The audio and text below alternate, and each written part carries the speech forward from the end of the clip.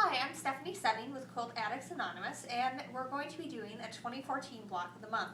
Today we're going to be doing the January block, and I've got it in two color schemes over here.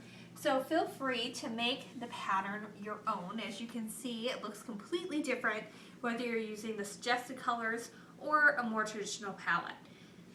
Now for complete instructions on cutting and sizes of fabric and yardage, please go to quiltaddictsanonymous.com and click on the Block of the Month tab. There you'll find all the instructions you need for buying your fabric for the entire quilt, as well as specific downloads for each month that'll be available on the first of each month. Now today we're going to start off by making a few half square triangles. And there are two sizes of squares we're going to be cutting for this. And we're going to be taking the larger sizes, one from each of the colors, the purple, the light pink, and the teal. And we are going to draw a line from corner to corner on the wrong side of our background fabric, this light pink here. And I'm using a marker so that you can see it at home, but you just need to use a pencil. This doesn't have to be really dark, it just has to be dark enough for you to be able to see it as you're working on your sewing machine. And to do this, we just line it up right sides together, like that, and then we're going to feed it through the sewing machine. And I have my sewing machine set up so that it's going to sew a scant 1/4 inch, and that is really important so that this works out all right. Basically, we're able to make triangles without actually cutting any triangles, and this method really produces accurate piecing.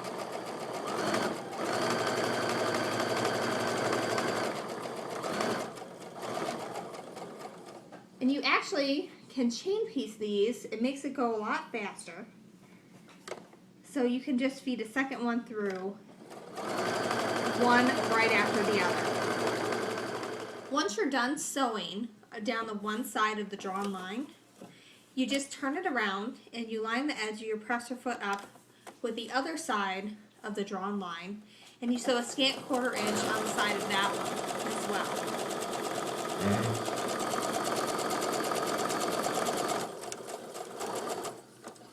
And again, you can keep chain piecing these. Just lift your presser foot up in between and then sew down the next one. When you're done, you should have a sewn line on a scant 1/4 inch away from either side of this drawn line. And then we're actually going to cut right down this in the next step. Once you finish sewing a scant 1/4 inch away from the drawn line on all your triangles, it's time to cut them apart. Accuracy isn't super important at this point because you already have your accuracy from sewing from either side of that drawn line. But you do want to make sure that you are pretty close to that line when you cut it with a rotary cutter, because if your seam is too skinny, then it can pop open when you go to the long. Once you've cut apart all of your half square triangles, now you have to press them open. And you want to lay them with the dark side of the fabric up. That way the seam will be under this dark side of the fabric and you won't have a shadow when you're done. So the first thing we have to do is set the seam, and to do that you just set the iron on top of the fabric for a second or two, and that helps the thread lay flat with the rest of your fabric. And we are still working on a bias, so it does have the opportunity to stretch. So you want to gently press that open with your fingers and then put your iron on the low side of the fabric, so the side that we are pressing the fabric away from. And then you just gently move your iron up over that seam. And then I usually hold my iron over the seam for another second or two to just help that get nice and flat. So go ahead and do that for all of your half square triangles. Now we have to trim up our half square triangles to ensure they're nice and square. This is an extra step, but it helps make for really accurate piecing and blocks that lay nice. So I'm laying my ruler on top of the block, and I have to trim this up to 3.5 inches. So I'm checking a few things here. One, I'm checking to make sure that there's some extra fabric hanging off the sides and past the 3.5 inch mark on the ruler. And then I'm also lining my 45-degree mark along that seam line, and that'll ensure that these points end up where they're supposed to be when we piece everything together. So then I just trim the edges with the rotary cutter, sweep the extra away. And even though we're not cutting off a whole lot here, it really does make a big difference when you're piecing the whole quilt together if you take this extra step to trim off this little extra. So go ahead and do that for all of your half square triangles until they're all nice and square. If you need additional tips on how to make half square triangles from squares, check out my Triangle Boot Camp playlist on YouTube, and you can find out how to make all kinds of different triangles from squares, and you can get a little bit additional instruction on this if you need it. Once you're done trimming all your half square triangles, you can start laying out your block. And I like to lay mine out right next to the sewing machine because then there's less going from place to place and less chance of messing up where everything is supposed to be. Because in order to make this pattern work, you have to have everything facing in the exact right direction. Otherwise, it doesn't turn out right.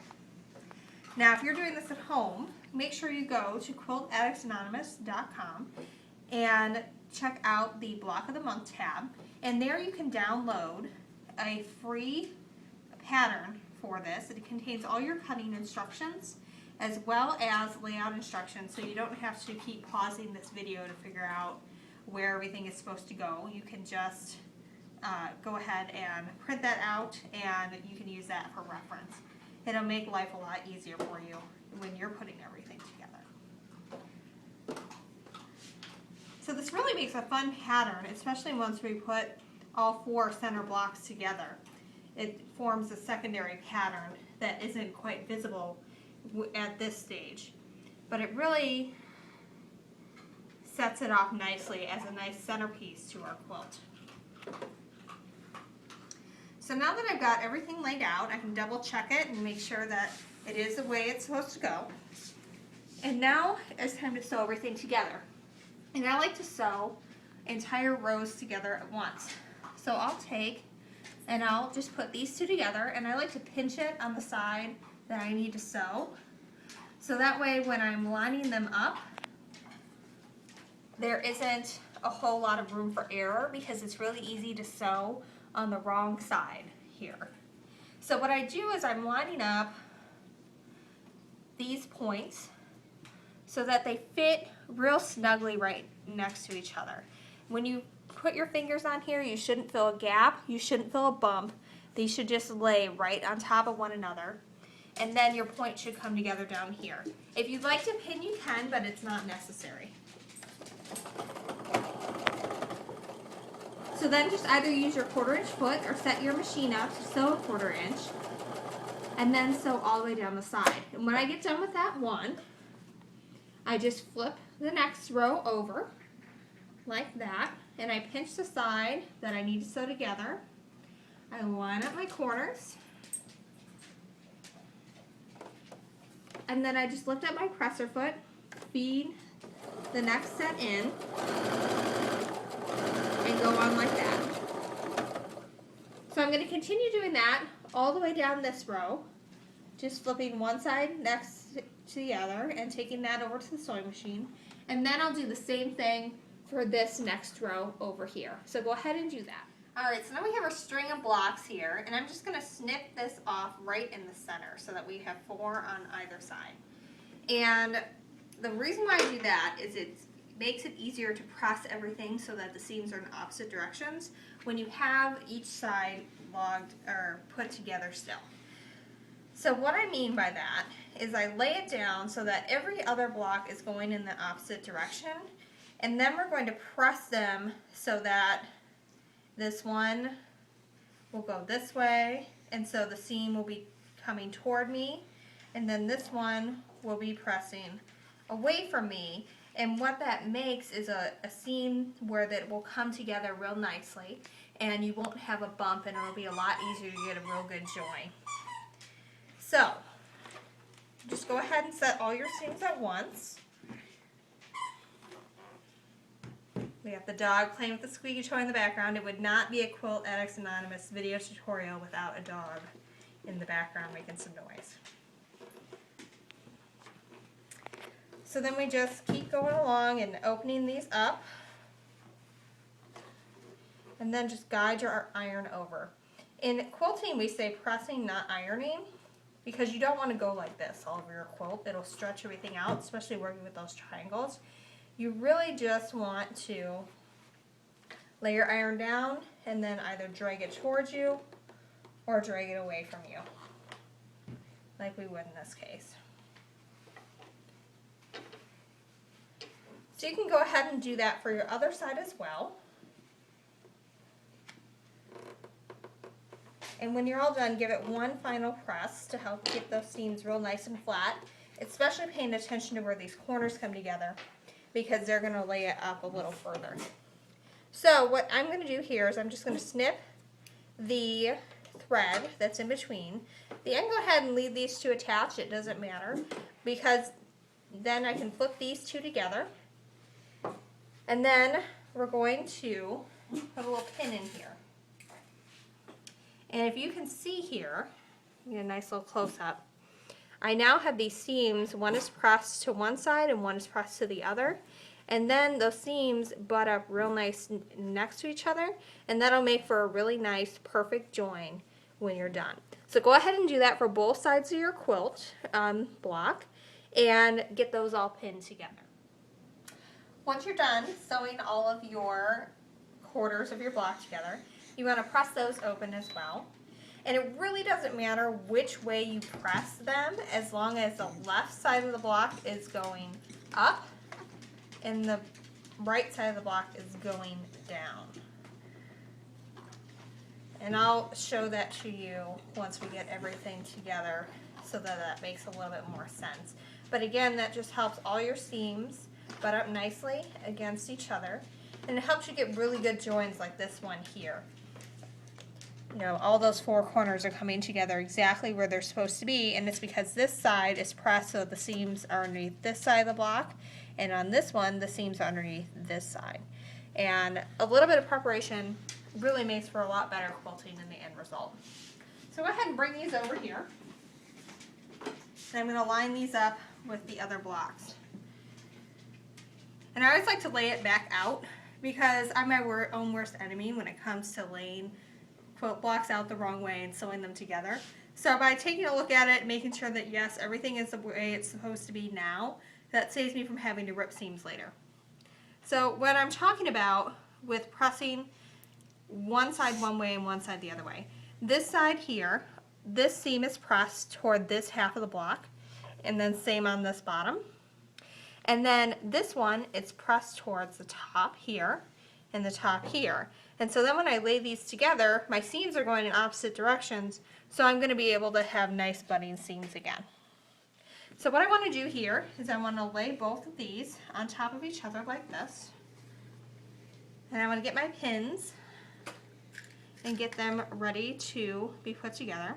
And again, if you look at this real close, we have one seam going one way and one seam going the other. And again, that helps make for those really good points, especially when you have a lot of seams coming together like we do on this block. That really helps make for a nice, flat, accurate piecing. So I'm just putting my needle in just to my right and your left of that seam. So it's going straight through those seams there. And what I do when I sew these together is I line my corners up on the top. Then I get everything lined up so that I'm sewing my 1/4 inch seam. And I'll go ahead and sew along until my needle is right in this seam allowance right here. And now the needle acts as a seam, or as a pin. So I can remove my other pin and put that to the side. And your thread on these will make a triangle, and you want to sew just to the right of that triangle, and that will make for a really nice point on all your triangles. So if you take a look at this here, my seam line here is right at the point of this triangle where my 1/4 inch seam line is. And so then when I open it up, I also have all my triangle points where they're supposed to be. I haven't cut off any tips. I don't have any extra. So that's how you get really nice triangle points. So go ahead and do that for your other half of your block as well, and then we are almost ready to put this together. All right, we are to our final steps, and then your block is done. I've already pressed these open, again, so that they're all going in the same direction, so that way when I put these two halves together, all the seams are going to be going in the opposite direction. So you just lay them one on top of the other.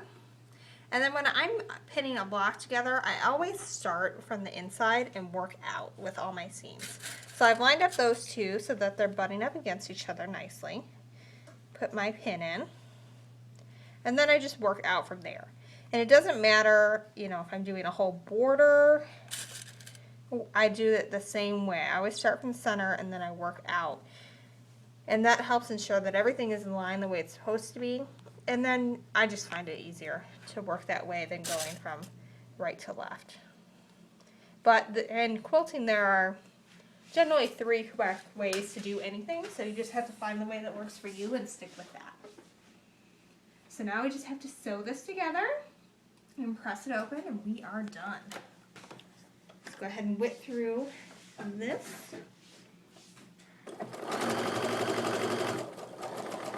And I kind of go fast until I get to where I have a block join. And then I'll pause once I have my needle in that seam allowance, remove my pin, and keep going.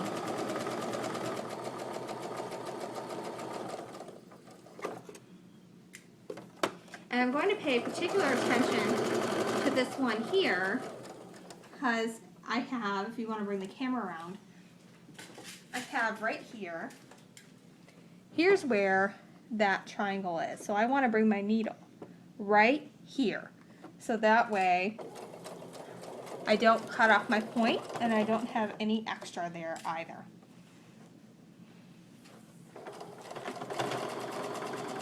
And if you want to pin your ends, you can. I normally just guide it through with my finger, but I don't like to use pins, and that really is your own personal preference. So now we have our moment of truth. We have to set our final seam, and then you can press the block open.